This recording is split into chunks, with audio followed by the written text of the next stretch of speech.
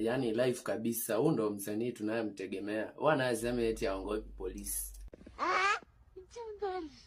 Angopi serikali. Si tu ndo juzi wa Loboy huyu alotandikwa tu juzi wakati wa maandamano tu. Mama yangu. Game over. Okay, hiyo iko hapo endi yangu. Mimi kama kuna msanii kabisa hapa Kenya anaenda akipotea, Loboy haikwe kwa hiyo list. Haikwe, sababu hata hii si nyimbo. Hii sasa, hii ni nyimbo, huu ni muziki wa wapi? Unajua shida hao wasanii wetu. Mnataka mtoe tu ile nyimbo mnataka, ile message ambayo mnataka ya jaba ya kifedhule, alafu mnataka mtu lazimishi.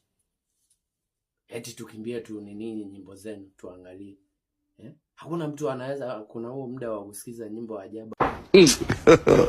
God have mercy upon us. Kama hii. Tuko busy, tunataka nyimbo, nyimbo za maana. Hakuna mtu akona muda wa kusikiza nyimbo ya kifala kama hii. Nyimbo isio na message. Message tu ni eti nimesikiza hiyo nyimbo.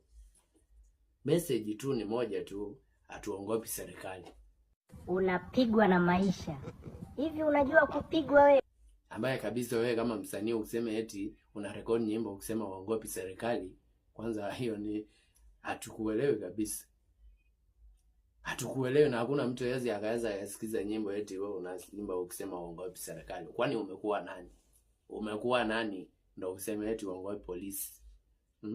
Hiyo sio nyimbo, na ndio maana nimeishi kusema Loboy wacha na muziki.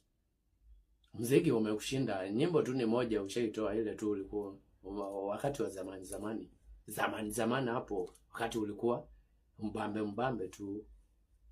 Wakati huo ndo ushaitoa nyimbo ikubali kama mashabiki zako, tukairelate naye na tukavibe naye. Lakini hizi nyimbo zote umeanza kurekodi saa hii.